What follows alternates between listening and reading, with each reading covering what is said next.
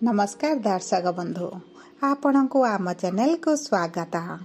पवित्र वैशाख पूर्णिमा बा बुध पूर्णिमा उपलक्षे आपण को अनेक अनेक शुभेच्छा और शुभकामना। आज भिडियोटी समस्त कुंभ राशि व्यक्ति विशेषों बहुत गुरुत्वपूर्ण रही।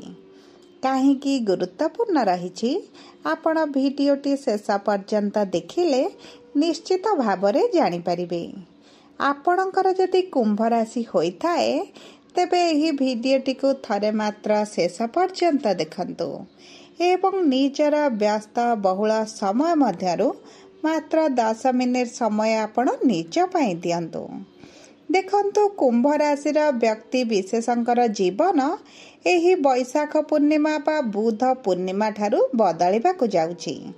कारण प्रमुख 4टी ग्रहक चलन रे बड़ परिवर्तन हेबाकु जाउछि, जहा फल रे आपणक जीवन रे मध्य बड़ परिवर्तन हेबा एवं एही परिवर्तन आपणकु किछि शुभ फल देई पारे एवं किछि अशुभ फल मध्य देई पारे।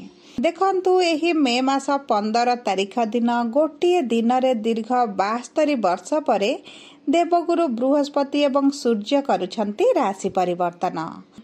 ता सहित राहु एवं केतु मध्य करिवे राशि परिवर्तन, जहा फल रे आपणक जीवन रे बड़ परिवर्तन हेबाकु जाउछि। तेबे आसंतु जानिबा एही वैशाख पूर्णिमा ठारू आपणक जीवन रे कौन सब बड़ परिवर्तन हेबाकु जाउछि। किंतु भिडियोटी आरंभ करिबा पूर्वरु जदि आपणकर भी कुंभ राशि होइथाए एवं आपण भी ईश्वर को आंतरिक भक्ति एवं विश्वास करती तेबे भिडियोटी को लाइक करंतु एवं कमेंट बॉक्स रे जय जगन्नाथ जय मां लक्ष्मी अवश्य लिखि दियंतु।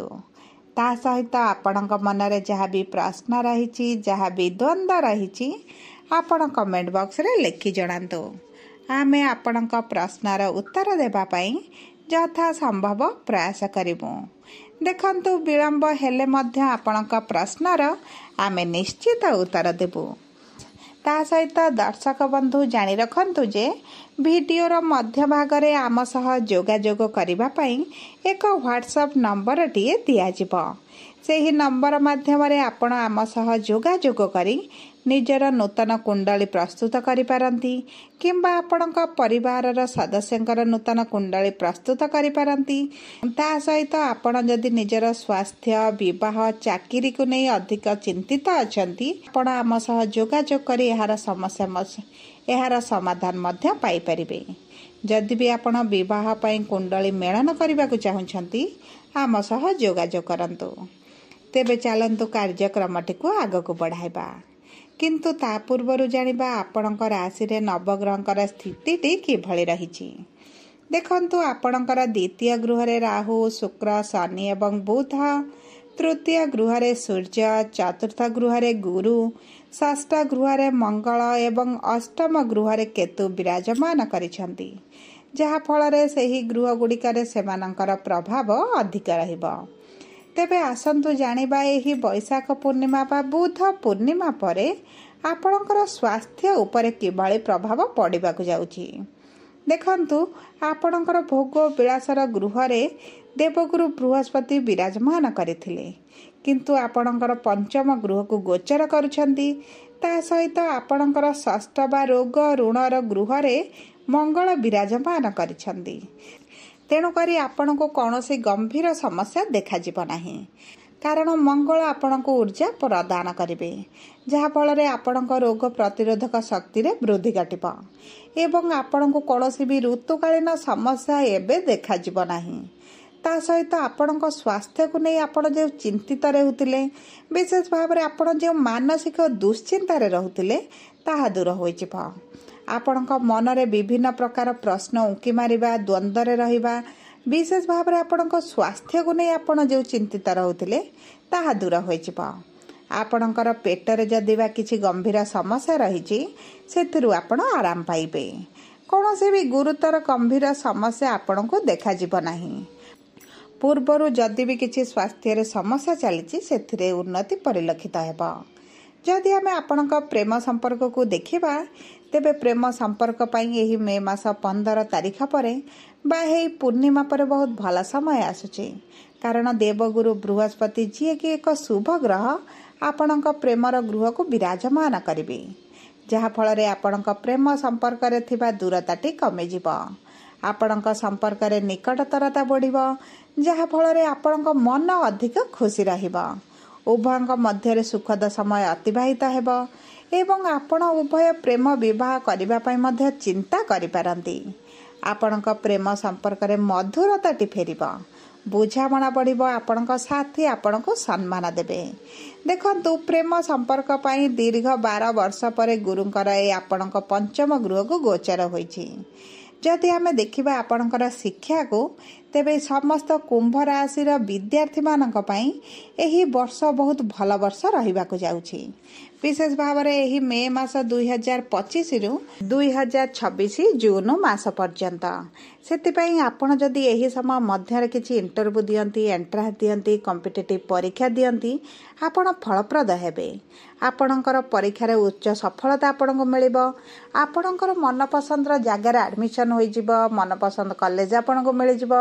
ଦେଖନ୍ତୁ, ବିଦ୍ୟାର୍ଥୀମାନଙ୍କ ପାଇଁ ଗୁରୁଙ୍କର ଗୋଚର ବହୁତ ଅଧିକ ଶୁଭ ଫଳ ପ୍ରଦାନ କରିଥାନ୍ତି ଏବଂ ଆପଣମାନଙ୍କ ପାଇଁ ଏହା ହେଉଛି ସୁବର୍ଣ୍ଣ ସୁଯୋଗ। ଆପଣ ଶିକ୍ଷା କ୍ଷେତ୍ରରେ ନିଜର ପ୍ରତିଭା ପ୍ରଦର୍ଶନ କରିବେ। ଯଦି ଆମେ ଦେଖିବା ସନ୍ତାନର ଯୋଗକୁ, ତେବେ ଦେଖନ୍ତୁ, ସେହି ପଞ୍ଚମ ଗୃହରୁ ଆପଣଙ୍କର ସନ୍ତାନର ଯୋଗଟି ଜଣାପଡ଼େ ଏବଂ ଆପଣଙ୍କ ପଞ୍ଚମ ଗୃହକୁ ଦେବଗୁରୁଙ୍କର ଗୋଚର ମାନେ ଆପଣଙ୍କର ସନ୍ତାନ ପ୍ରାପ୍ତିକି ନେଇ ଯେଉଁ ବାଧା ବିଘ୍ନ ରହିଥିଲା, ଆପଣ ଯେଉଁ ଦୁଃଖ କଷ୍ଟ ପୀଡ଼ା ବା ଚିନ୍ତାରେ ଆପଣ ରହୁଥିଲେ, ସନ୍ତାନକୁ ନେଇ ଆପଣଙ୍କର ଯାହା ବି ମନରେ ଚାଲିଥିଲା, ଯାହା ବି ଦୁଃଖ କଷ୍ଟ ଭୋଗ କରୁଥିଲେ, ନିରାଶତାର ସାମ୍ନା କରୁଥିଲେ, ସେଥିରେ ଆପଣଙ୍କର ପରିବର୍ତ୍ତନ ଆସିବ। ଦେଖନ୍ତୁ, ସନ୍ତାନର ଗୃହକୁ ଗୁରୁଙ୍କର ଗୋଚର ମାନେ ସନ୍ତାନର ଯୋଗ ଆପଣଙ୍କ ପାଇଁ ଆସୁଛି। ଆପଣ ସନ୍ତାନ ପ୍ରାପ୍ତି କରିବାର ବହୁତ ଅଧିକ ସମ୍ଭାବନା ଅଛି। ଆପଣ ଡାକ୍ତରଙ୍କ ସହ ପରାମର୍ଶ କରନ୍ତୁ ଏବଂ ଆପଣଙ୍କ କର୍ମ କରନ୍ତୁ, ଭାଗ୍ୟ ଆପଣଙ୍କ ସାଥ ଦେଉଛି। ଯଦି ଆମେ କହିବା ନବବିବାହିତ ଦମ୍ପତିଙ୍କ କଥା, ତେବେ ଆପଣ ଯଦି ସନ୍ତାନ ପ୍ଲାନିଂ କରିବା ପାଇଁ ଚାହୁଁଛନ୍ତି, ତେବେ ଆପଣ ଏହି ମେ ମାସ 15 ତାରିଖ ପରେ କରନ୍ତୁ, ଆପଣଙ୍କୁ ଶୁଭ ଫଳ ପ୍ରାପ୍ତି ହେବ। ଯଦି ଆମେ ଆପଣଙ୍କ ବୈବାହିକ ସମ୍ପର୍କକୁ ଦେଖିବା, ତେବେ ଦେଖନ୍ତୁ, ବିବାହର ଗୃହର ସ୍ୱାମୀ ହେଉଛନ୍ତି ସୂର୍ଯ୍ୟ, ଯିଏ ଆପଣଙ୍କ ତୃତୀୟ ଗୃହରେ ଅଛନ୍ତି ଏବଂ ଆପଣଙ୍କର ଚତୁର୍ଥ ଗୃହକୁ ଏହି 15 ତାରିଖ ଦିନ ଗୋଚର କରିବେ, ଯାହା ଫଳରେ ଆପଣଙ୍କ ଦାମ୍ପତ୍ୟ ଜୀବନରେ ଯେଉଁ ଛୋଟ ବଡ଼ କଥାକୁ ନେଇ ପତି ପତ୍ନୀଙ୍କ ମଧ୍ୟରେ ବିବାଦ ଚାଲିଛି, ତାହା ଦୂର ହୋଇଯିବ। ଦାମ୍ପତ୍ୟ ଜୀବନରେ ସୁଖ ଫେରି ଆସିବ। ଆପଣଙ୍କ ସାଥୀଙ୍କର ଆପଣଙ୍କ ପ୍ରତି ପ୍ରେମର ଭାବନାରେ ବୃଦ୍ଧି ଘଟିବ। ଦେଖନ୍ତୁ, ଉଭୟଙ୍କ ମଧ୍ୟରେ ବୁଝାମଣାଟି ବଢ଼ିଯିବ। ଆପଣ ନିଜର ମନର ଭାବନାକୁ ବ୍ୟକ୍ତ କରିବେ। ଆପଣଙ୍କ ସାଥୀ ଆପଣଙ୍କୁ ବୁଝିବା ଆରମ୍ଭ କରିବା ହେତୁ ଆପଣଙ୍କ ମଧ୍ୟରେ ଦୂରତାଟି କମିଯିବ। ଆପଣଙ୍କୁ କିଛି ଗିଫ୍ଟ ମିଳିପାରେ। ଉଭୟ କୌଣସି ଏକ ସ୍ଥାନକୁ ଯାତ୍ରା କରିପାରନ୍ତି।